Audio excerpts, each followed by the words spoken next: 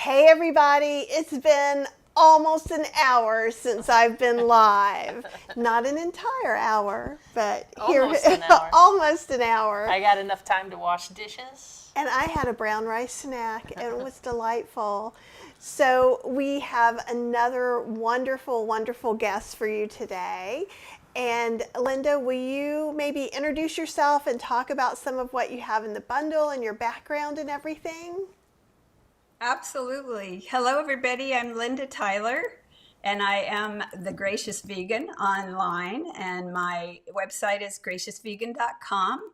Lots of recipes there, lots of answers to common questions about plant-based ingredients, health issues, and lots of different questions like that I provide answers to, and I teach cooking classes at Portland Community College and Mountain Hood Community College.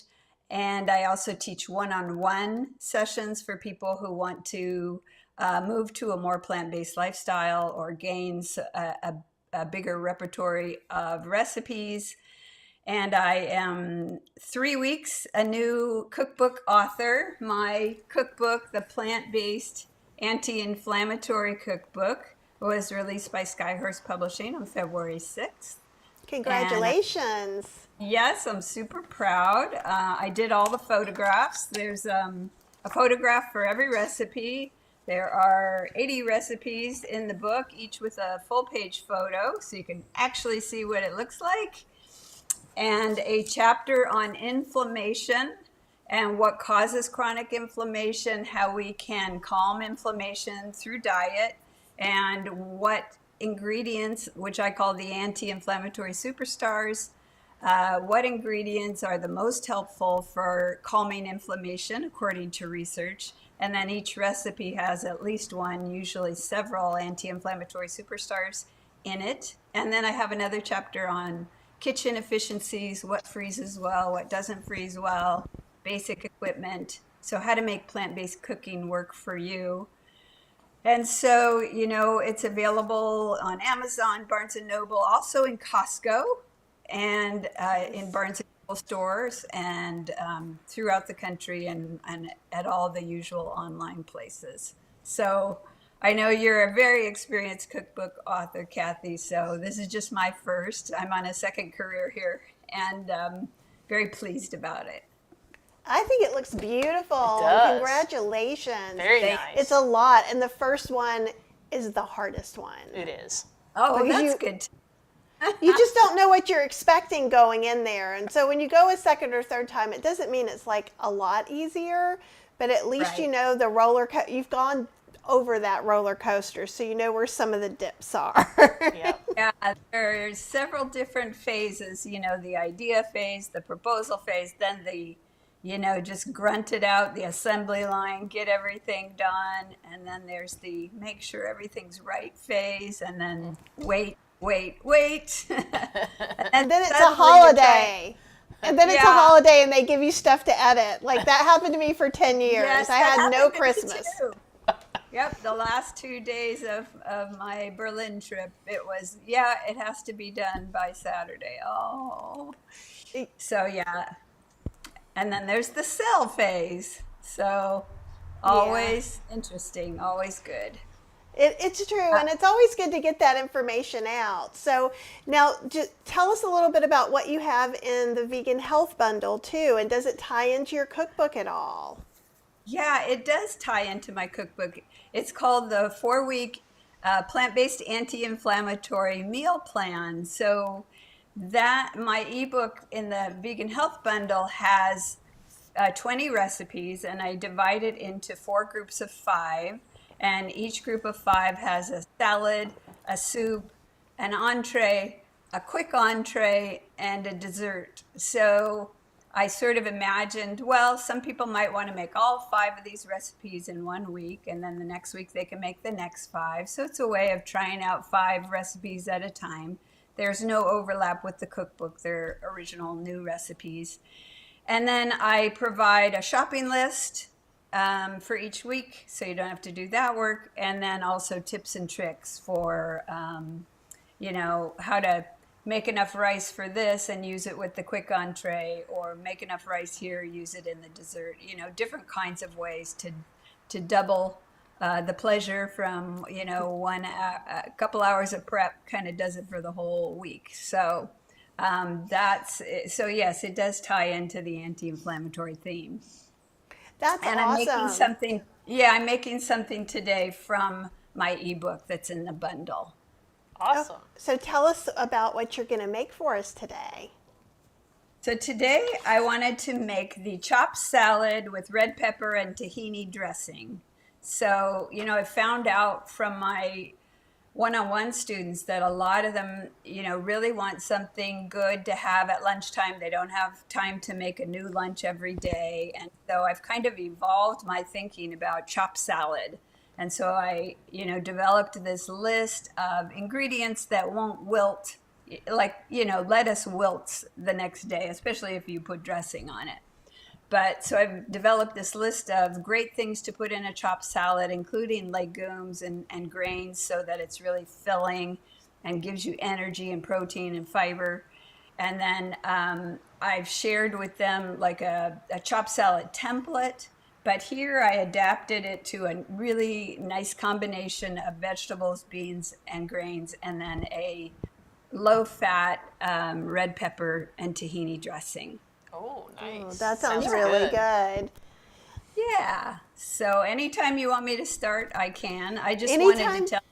Oh, Yeah, go ahead. I wanted to tell you how much I enjoyed your starch solution book, and I've printed out some pages, and I'm gonna try some things. I love some of your bean recipes, your red bean recipes, your heirloom bean recipes. So I'm gonna try those, and your beefy broth powder, your vegan beefy broth powder. I really like that as well. So I'm gonna try that. Oh, thank you so much. I love making pantry staples that you can just keep at room temperature. So, Oh my gosh. No, and everything's getting so expensive too. like So, crazy. I used to use a broth powder by Zeitenbacher, and it was a little, kind of a paper can. I think they made it in Germany, and it was like it went up to $6 or $7 for a little can. I can go through a little can really fast. So I made up my own broth recipe, probably similar to your chicken broth powder. But I don't have a beefy broth powder, so that I'm looking forward to that. Oh, that's awesome. Like for somebody else's live, we just made up some more of the dry cheese powder too. And that was from Outrageous Oatmeal's book I did. Because I was like, I always get these crazy ideas. I don't know if you do. And I'm like, I bet this won't work. And then I try it. And sometimes it does work. I know. Sometimes it's funny, like the things I think won't work, they work. And the things I think are a slam dunk, it's like, ugh. This Right? isn't right. This is version 1. I have to go on to version 2. Like, I always that get this feeling. Like if I wake up and I'm like, it's like, whoa, and you can do, like, I could say, I'm going to make this out of air, and it seems like it will work. And then other days you wake up and you're just kind of dragging, and you could put know. everything in the pot that you put in tomorrow, but it's not going to work today. I know. Yeah, and I often get ideas when I take walks or runs. Like, I really wanted a breakfast berry parfait for my cookbook, and, berries, and I wanted something that would kind of last if you didn't eat each one right at the moment. And suddenly, for all the time I thought of crumble, it has to be granola, but I don't want people to have to make the granola. And then I thought, why does the crumble have to be crunchy? It can be soft. So then I used cooked quinoa and dates and cinnamon and nuts and whirled that up in the food processor. It's a wonderful crumble for a berry parfait with yogurt and berries. So yeah, sometimes the best ideas just like poof, come to you in a moment. I love that, and that sounds delicious. It does. Yeah, it is, yeah. So do you want to tell us a little bit about in what you're making today? What are like the anti-inflammatory stars of the dish? Yeah, so why don't I just go ahead? I'll start with the dressing, and then I will sort of narrate which ones are the anti-inflammatory superstars. And there's all sorts of, antioxidant names like flavones and flavonoids and anthocyanins. I won't bother with those. Those are in the cookbook where I say the exact compound that's in each, but I won't bother with that today. So if you're like me, you use your bullet blender a lot. I love my bullet blender, so I'm going to just make this dressing in that. So the first ingredient is roasted red bell peppers, and red bell peppers are an anti-inflammatory superstar because of a certain antioxidant that they contain. So I'm going to go ahead and I didn't know that about plop peppers. those I didn't either. into. I love roasted red peppers. You could, roast and peel your own, but that takes too long. And then But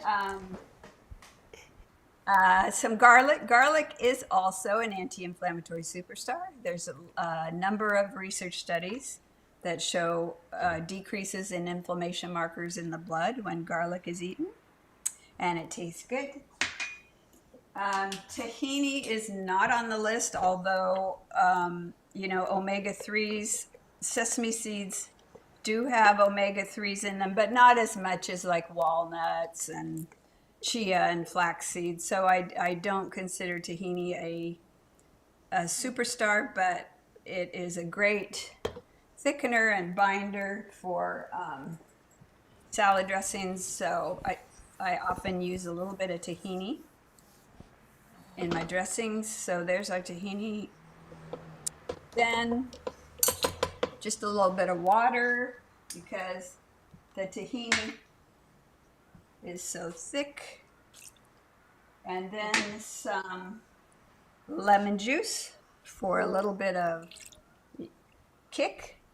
And then you can add salt. I am trying to decrease my salt intake. I'm just going to put a little bit in there as I decrease. I'm not one of those people who, some people say, oh, if you don't eat salt for 2 or 3 weeks, you really don't want it anymore. Well, that hasn't been true. So Dr. Greger, in his book, How Not to Age, talks about potassium chloride as a substitute, and you can mix it in with your other salt as you wean yourself. So that's been a good tip. And so I'm getting there, but it is not the quick way.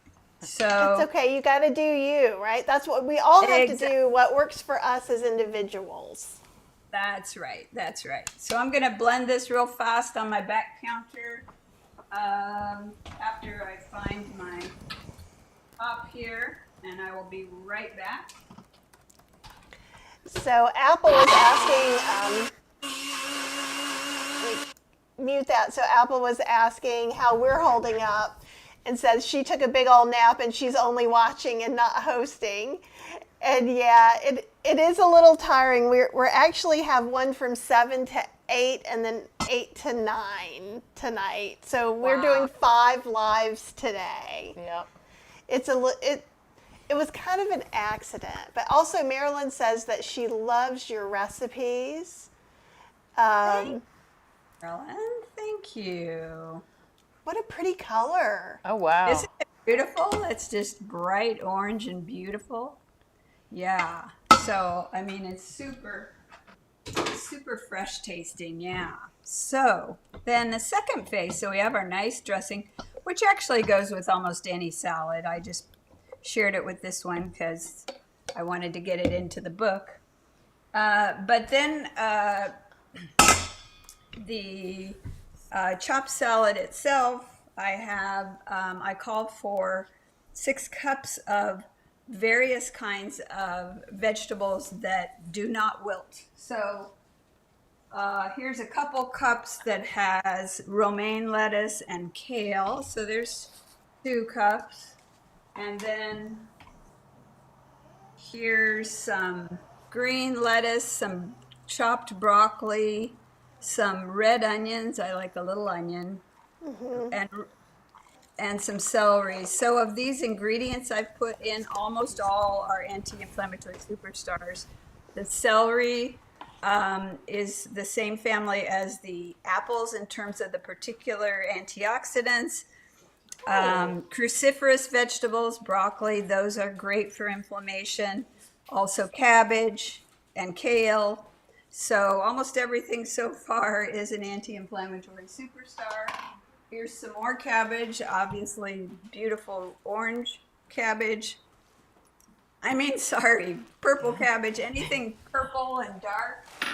And then I love having some grains in my salad, especially these chopped salads. So here's some cooked brown rice, and whole grains, because of their fiber, are really, really good for the gut microbiome. And if the gut microbiome is happy, the immune system is happy. So that is all part of working to keep your inflammation down. And inflammation affects everyone. It affects people obviously who have autoimmune diseases and allergies, but it also affects anyone who's getting older because inflammation, there's actually a term for it called inflammaging, which is just the natural tendency of our body, our immune system to react to things more dramatically and cause that inflammation that we don't want, because inflammation itself then makes us more vulnerable to disease and tissue and cell damage that can make us more vulnerable to frailty and, an earlier death than we want. So keeping our inflammation down is important as a preventative measure, if not an actual measure to manage an autoimmune condition.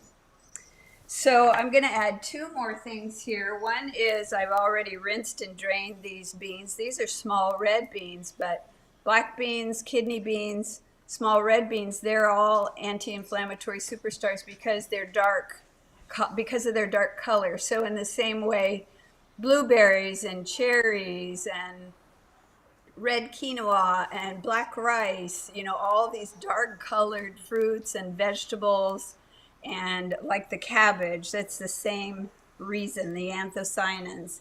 That these beans, I tend now to use black, small red, and kidney beans more because of their power there. And then nuts are always good, especially if this is going to be an entree for you. You want to get, again, those omega-3s that are so good for the gut microbiome. So then I have, almost 8 cups of a well-balanced chopped salad. And I could dress the whole thing and just have it in my refrigerator dressed, and if I needed to dress it more. Or I tend to just store it undressed and then dress each portion as I have it. So let me get a little bowl and make a portion here. I know you were talking about having heartier lettuces and cabbages and greens in there so they'll last longer. How long would that last in the fridge, do you think? What would be stretching it? I think maybe 6 or 7 days would be stretching it, but I've been surprised. I think 4 or 5 days it would be nothing for this, would be fine for this. So that's why, I like to think of it as if you need 5 weekdays of lunch and you don't mind eating the same thing every day, something like this is a really good option. So this is going to be a late lunch for me.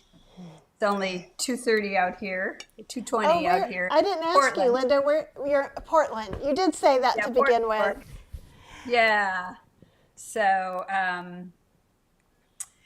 so this is going to be a late lunch, but it's a beautiful color. It just sort of screams healthy and fresh, and it's a nice make ahead for meals, even dinner if you're, if you want a chopped salad for dinner. But this is the salad option in one of my 4 weeks in the 4-week plant-based anti-inflammatory meal plan. So what I tried to do with those 5 recipes is make things like soups. Make a soup, have it 2 or 3 nights, make a salad, have it a few nights. So that's what I wanted to demonstrate. Oh, I think it's awesome. Yeah.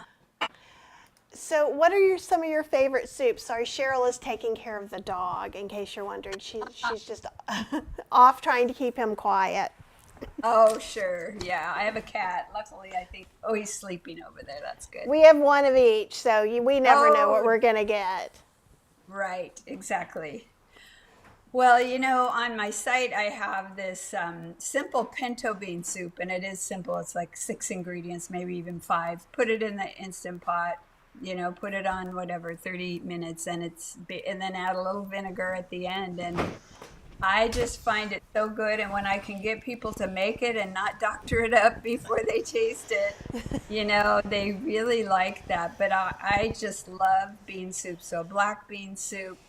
I have a white bean soup that has sort of a rosemary thyme kind of vibe, and minestrone. A lot of my students like the minestrone soup as well, because that has just so many fun things, to look at. And you can use kidney beans, which are anti-inflammatory. I do also like cream soups and chowders, because I do use some cashews as needed for some of the. So I have a corn chowder recipe that's to die for, and potato chowder, and I love like broccoli cream, spinach cream soup. It just, they use like so many vegetables, but if you put together some nice cashew milk and some nutritional yeast and maybe some miso, you can really get that nice creamy sensation there. So I like all kinds of soups, really. And I know you probably make a lot of soups in your slow cooker and your Instant Pot as well, right? I do. I'm a big soup person. It took me years to get Cheryl to think a soup can be dinner. Yeah, for a long time I was like, no, soup's an appetizer. Like, you eat the soup before you eat dinner. And she would make soup, and I'd be like, what are we having for dinner? And she's like, that is dinner. And I'd be like, that's not dinner.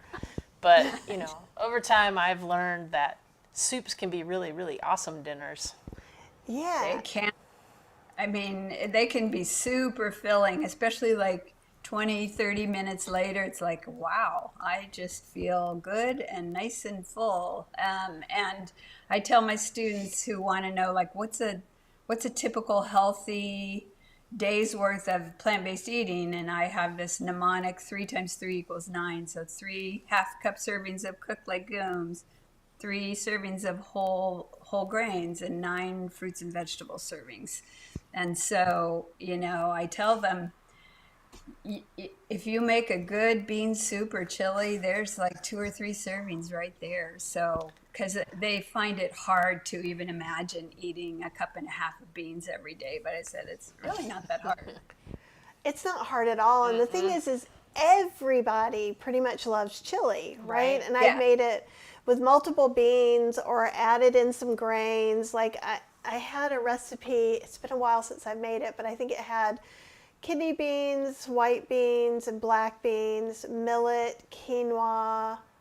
Oh my goodness! And bulgur. Yeah, I think that was when I could eat gluten. Yeah. But yeah, and it's just like, it's so hearty, and I fed it to a meat eater, and there's so many textures going on that they don't notice. Exactly. So if the spicing is good, and because you used some chewy, some whole grains that are nice and chewy, I'm sure they were like, this is great. Yeah, I agree. And almost everybody loves chili. You can put chili on so many things. Like when I tell them, well, what about, a baked potato, a baked sweet potato, crack it open and put chili in there. They're like, oh my God, that's right. So you don't good. think about it. That's one of my favorite things, because this was one of the first recipes I say made up, because it isn't very much to it, but it's a black bean sweet potato chili. which is Ah. super basic, but the sweet potatoes kind of break down and they make everything nice and thick. I remember that one. But like sweet potatoes and black beans are just like a marriage made in heaven. Yes, absolutely. They go together so well. Yeah, so I try to get my students onto soups because soups just deliver the legumes like nothing else. A lot of people love lentil soups. So I've made, I have a basic lentil soup recipe, Mexican lentil soup, Moroccan lentil soup. I'm working on a curry lentil soup so they Nice. don't get bored. And then they love quinoa salads as well. So I have a basic one with lots of anti-inflammatory superstars in my cookbook. And then I try to teach them how to substitute things in that they like or that they have in the kitchen. So it's interesting how, I get a lot of people who didn't learn how to cook when they were growing up. And yeah. Yeah.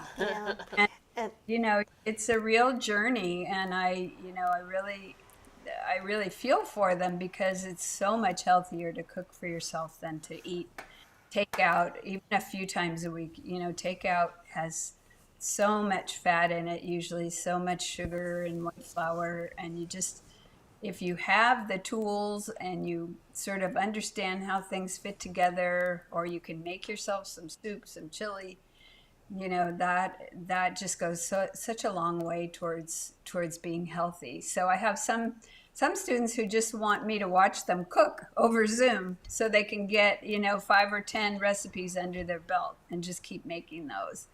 And others want to learn techniques like I've taught knife skills over Zoom. No, don't do that. That kind of thing. yeah, I've been teaching Cheryl, so usually I do all the cooking and Cheryl has been learning. So we're probably going to continue doing something where you're doing it once a week, but last night we were doing Chef Julia's yakisoba and her tofu, and so she came on, and then I was helping, I prepped some stuff, but I prep some stuff for her, but like when I get a big bag of onions, I've got a Breville peel and dice now, so I can just go plop, plop, plop, plop, plop, plop. Oh, Because I'm getting older, and I actually got tendonitis in my thumb a little bit for doing a dehydrator class, just using the chopper. And I was like, wow. ooh, okay, I'm getting a little. You get to an age where you're like, I must be nicer to myself, or I'm going to break. So I think that was a hint. But so I go ahead and do like a whole Costco size bag of onions, just cutting off the ends, take the skin, and if they're big, cut them in half. But the actual thing is 5 minutes, 10 minutes to clean it up, and then it's in the freezer. So we always have that in the freezer. We usually have mushrooms in the Sliced freezer. shiitake mushrooms I get from the Asian market. I'll go ahead and when they're on sale and just buy as many as we can hold, slice them up, and then I take the stems out before I slice them, and I dehydrate those and make free mushroom powder. Nice. Yeah, because that's expensive. Yeah, I saw that with ingredients in your broth. So yeah, it's expensive. It is the two ways that I think are easiest. One is, and you can even just, if you had 5 mushrooms you made, you can dehydrate those 5 stems. I've got a little Breville, put it in your oven. You don't have to have a fancy dehydrator, and then I'll just keep them until I have enough to go ahead and use the spice grinder. Costco often has those multi-kind of mushrooms. Usually in the winter, you might still find some, and you can put that in the oven a little bit to make sure they get crispy enough, and then you can go ahead and spice grind that, and even in your bullet blender. Yeah, I know that the bullet blender is good for grinding up chia seeds and other things as well. Yeah, it's pretty amazing that way. So that's a great use of drying out the mushrooms and then grinding it in the bullet blender. I have a really cheap coffee bean grinder I use for a lot of that, but the bullet blender is good too. Those are great too. So I just got the Beast blender, which now is only like $99 at Costco. I saw it. And it blends just as well. I have a Ninja kind of bullet blender, but I have a spice grinder that goes on it, so the motor's a little bit better than a coffee grinder. But Yeah. I'm finding the Beast actually grinds it finer. I was shocked. Oh my gosh. How So cool. And the tomato powder that's in your beefy broth, is that something you buy or do you actually make that as well? I go back and forth, okay, so before December, I don't like cherry tomatoes unless they're cut. I don't like the way they squish in my mouth. I'm not weird about a lot of textures, but it's the one. So when I would get I those in don't. the CSA, I would dehydrate them and make powder. Oh, okay. But you can get tomato powder, organic tomato powder on Amazon, not very expensive. So I Saw actually it. made cream of tomato dry soup powders. So I made Oh, one for Cheryl that's like Campbell's soup and she loves it. And I made one for me that has basil and is like La Madeleine. right. One has oats in it to make it creamy, and Yeah. one has soy milk powder. And you could Oh, switch that up. oh, nice. Well, if I have like some sun-dried tomatoes that I'm not using in a packet, I could just make sure those are super dry and then grind those up too. Absolutely. So you could totally and I would go ahead and make sure they're really dry because with the beefy bowl, and you're in Portland too, so there's lots of rain. You get a lot of humidity like we do in Yeah. North Carolina. The other thing that Marilyn does, who was saying that she likes your recipes, Marilyn Yeah. is the dehydrator queen of all Yeah. queens. And so Absolutely. she'll go and get like those big industrial cans of tomato paste and Yeah. dehydrate that My and goodness. use Yeah. that. Yeah, I don't dehydrate. I don't have a dehydrator. So, my closest to dehydrating is using like 200 degrees on my oven to make kale chips. I like to see how low I can go in my oven and get a dehydrator, the same thing as a dehydrator would offer me. But I try to keep my appliances to what my students would have so I don't go too crazy. And I think that's great. And I think it is great to use your oven. Some people's ovens now don't go down to 200, which is a little Oh, crazy. really? Oh, yeah. No, mine, I don't even know how low mine goes, but it does go down to 200 at least. I'll have to see now how low it'll go. And the Breville that you can sort of see just a little bit back there, I Yeah. like it because we use it as an air fryer, a dehydrator, and Toaster. a toaster. And in the summer, that is my oven. I don't want to turn the oven Oh, on yeah. when it's Yeah. 100 degrees outside. Yeah, Yeah. exactly. absolutely. Are there any other things that you're making from others? Others? Oh, I Yeah. just lost my words. Thank you. Yeah, so on the for the Chef AJ show, and just the first thing I did, when we got access to the bundle, what was it, like 3 weeks ago? Of course, I looked at all the dessert ebooks and I picked my favorites, and I made probably 8 or 9 different desserts just to try out. Carrot cakes, and one was a blizzard. That ice cream, the whipped ice cream, and then some cookies with apricot. I love cardamom, so there were 2 cookies with cardamom. Oh, I love no, don't, no, no, no, cardamom. no, no, no, don't tell her. Oh, la la la la la. Yes, there's some cookies with cardamom and apricots, dried apricots, which were really good, and some chickpea blondies. And so I made one of mine, my triple layer dried cherry cocoa bars as well. So I shared those. And so that was like that was the first phase of my bundle, imagination being stimulated. And then I saw tofu satay, which is something I want to try. That's from Elspeth Feldman's book. And I still, my dream, it's not a dream, I think I can do it, but is to make soy curl satay. So find the longest soy curls in the package, rehydrate them, and then, string them on Yeah. skewers, and then have a coating, a marinade, and then bake those or roast those I'll have to put them on metal skewers now that I think about it. Good note to self.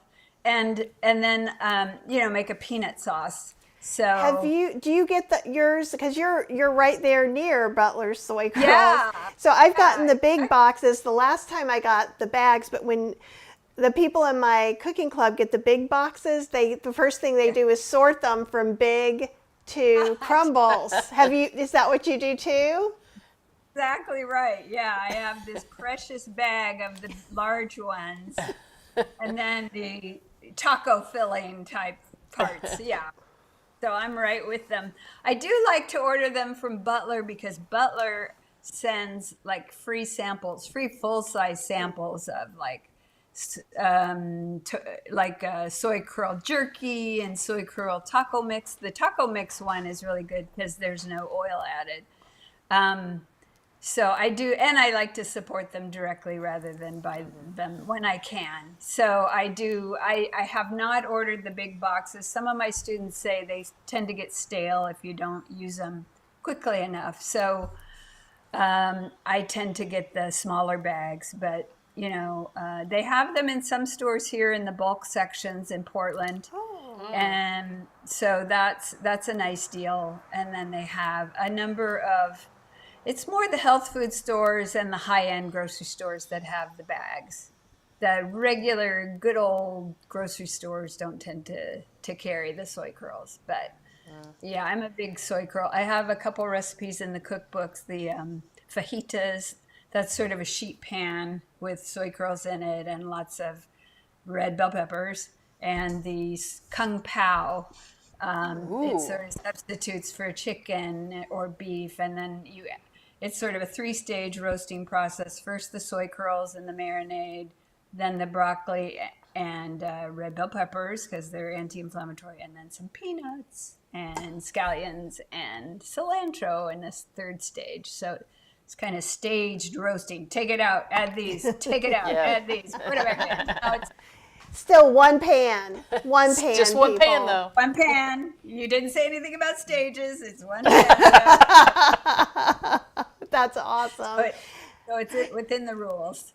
Yeah. And we love soy curls, and in one of the classes, so I have a balsamic vinegar class, and then I have a mini bundle of summer classes in there, of full summer classes. But we've got balsamic soy curls, which are kind of like an Italian soy curl. Well, and you just recently made me a chicken salad out of soy curls. She thinks I made it for her. I was hungry, and I had some already reconstituted soy curls, and I was like, well, that looks like lunch to me. But then she ate the rest of it. I did eat the rest of it. It was really good. You really loved it. It was really good. Oh, good. Yeah, it's always nice when it sort of evokes the model that somebody's used to. Like my husband is, I call him the reluctant vegan. That's me too. Yeah. So he eats it. He doesn't like everything that I cook. So sometimes we don't eat the same thing, but he does eat vegan. And it sounds like you're further down on the path than he is. So good for you, Cheryl. It took a long time. It took a really long time. Yeah, it really did. She didn't go vegan until 2019. And I bounced around a bit during the pandemic. Yeah. I understand, yeah. And he still gets meat if we go out. And he sneaks in some deli chicken soup sometimes. But what are you going to do? But they have to go at their own pace, I'll tell you that now, because one of the things, because when you became vegan, we'd already been together I don't know, more than 10 years. Let's just go with that. I'm not good with the maths at this point. About 13 years. So what she would do is she would eat whatever I made since I cooked, and then when we would go out, she would eat meat. And I think that's stage one. Mm-hmm. I think I always feel for the people who say they're cooking 2 meals, and I know. I never, that's one thing, I never asked her to cook 2 meals. Never, ever. Like, there may have been times when I was my doctor had said, I want you eating chicken breasts and salad, right? And there may have been times when I was eating a chicken breast. I got her a George Foreman. She did. She bought me a George Foreman. I put it in the corner over there in the dining room. But And so she had to cook for herself, so that lasted but I would eat about whatever a month. she made. Like I would eat her stuff like a side dish, right? Yeah. But I don't know. I worry about people sometimes because I can only imagine how alienated I would feel if I'm the one doing the labor and you're not appreciating all the things that I make. That I would have a little bit of a problem. Plus, it's hard to, because I used to be that way. At some point, I just said, I'm not cooking meat anymore. You can cook it yourself if you want it, but I am not going to cook it for you.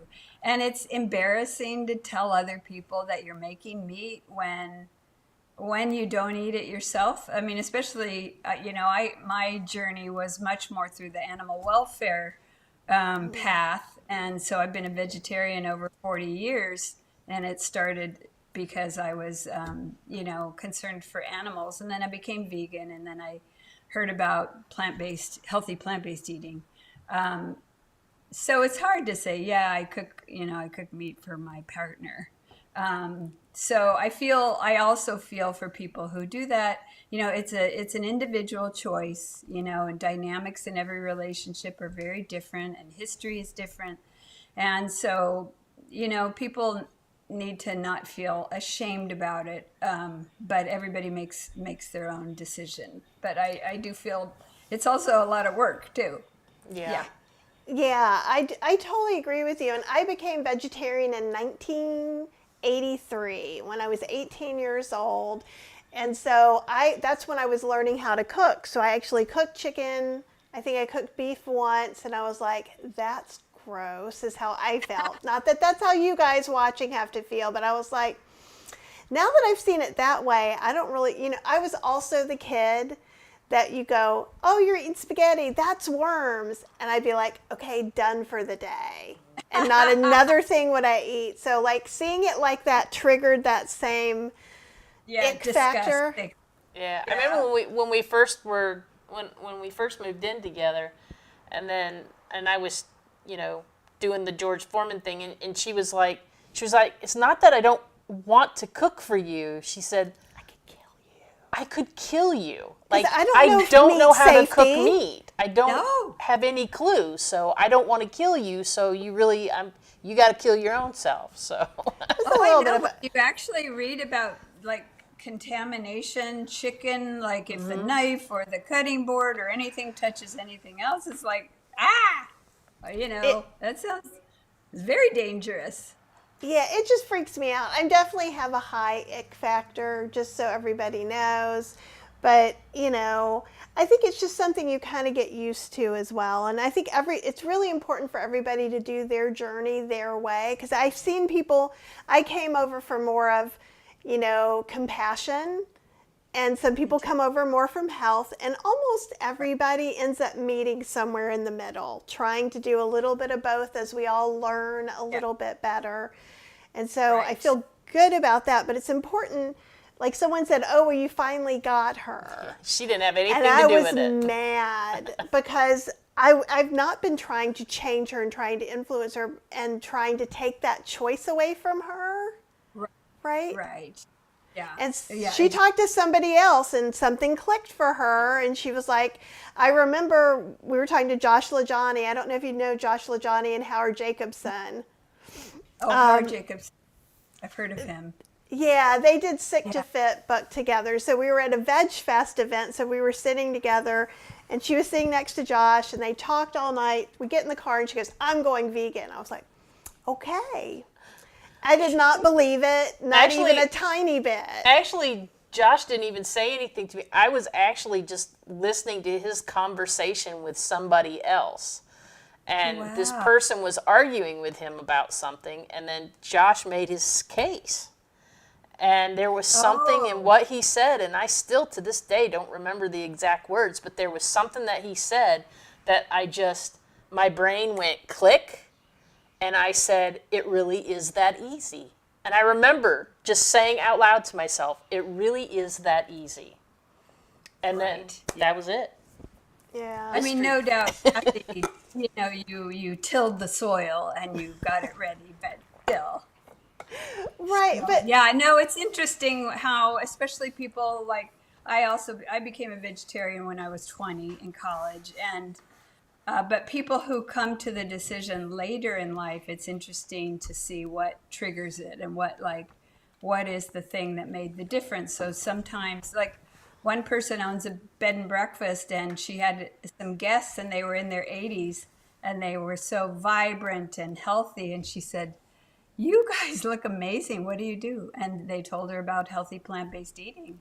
And she took my class because she wanted to convert to that. Yay. And other people watch, a number of people became plant-based eaters. I think it's 2012 when Forks Over Knives came out. So a documentary might come out and that's the trigger for certain people.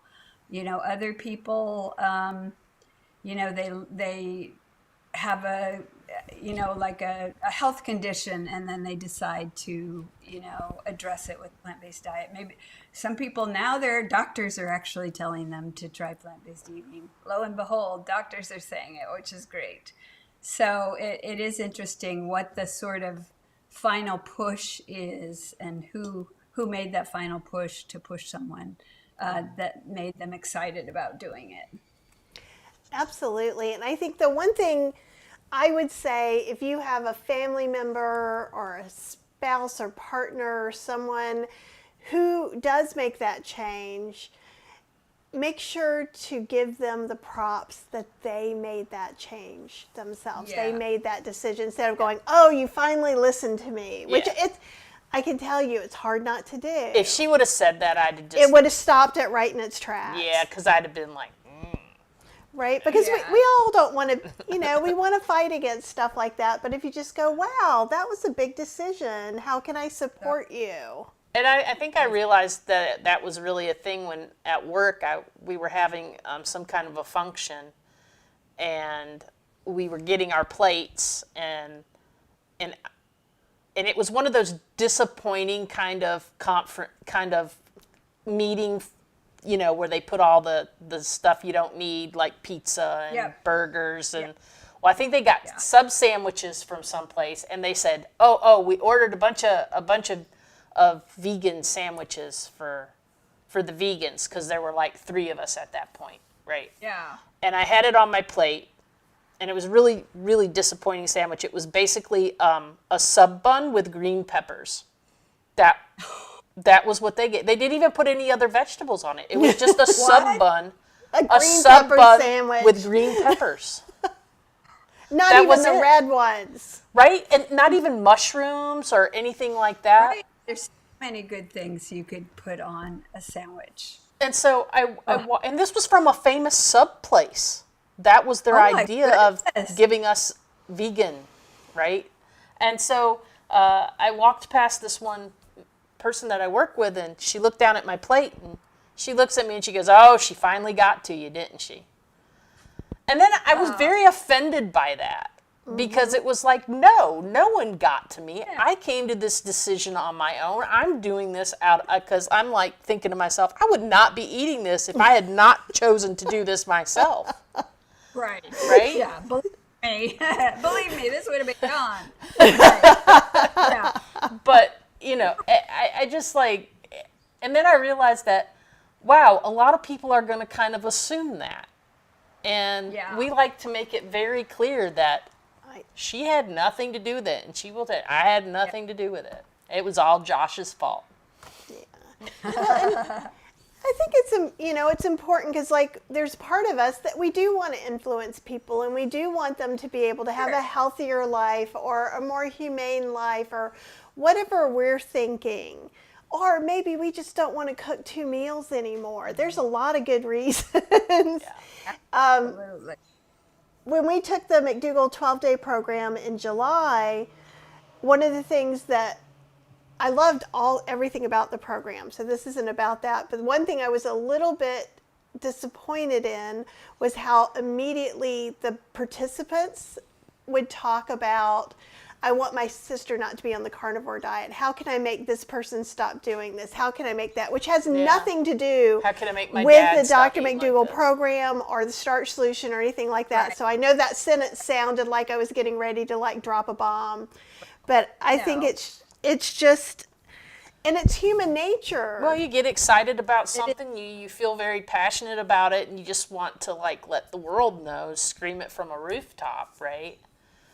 Yeah, but eating is such a complicated psychological thing for all of us. And I once read this article about all the factors that contribute to your eating, and it was like this universal formula. It had like about 25 things that influence all your choices, what you ate as a kid, whether you were food insecure or not, what your friends eat, if you aspire to, what people who are in the career you aspire to eat, then your culture, where you live, what's available. There's so many things, some of them really deep psychological things that contribute to your eating choices and your eating habits. And to come along and say, hey, go plant-based, Right. that is just not going to work, because people want autonomy. They're going to have autonomy with their food, and you can't rush that. You can't push it on people. They have to be ready themselves. They have to want to do it themselves. Exactly. That's a great way to put it. So thank you so much for all this great information. You guys, her brand new book is at Costco, and I saw someone in the comments said that they had just gotten it at Costco, the Plant-Based great. Anti-Inflammatory Cookbook. Great. Is my screen frozen? Nope. Nope, you're good. Oh, You're okay, good. good. Great. Did I stop wiggling for a second? Like the more I sit here at like by 8 o'clock, I'm gonna be like, woo! Yeah. To stay awake. Exactly. Do a little happy dance every 5 minutes. Yeah. Right. Doing the Well, best it's great to talk to you. Well, it was lovely meeting with you, and I think this turned into such a really amazing conversation. So Yep. thank you for sharing all the things that you know with us. Yes, Yeah, definitely. thank you for sharing too. I really had fun. Excellent. Well, you have a good night. Everybody else Thanks. have a good night. I'm sure somewhere on the web there is something live about the bundle right now. Yeah, probably Chef AJ's live right now. And come back here at 7. I'm going to be with Rose, and we're going to have a conversation. And then at 7, right? And then at 8 with Chef Yin. And she's delightful. She's a chef from Malaysia. So if you haven't met her yet, you really should, because she's one of my favorites. Yeah. Aw, great. Okay. All right, you guys have a good night, and I'll see See you you all later. very, very soon. Bye-bye. Bye.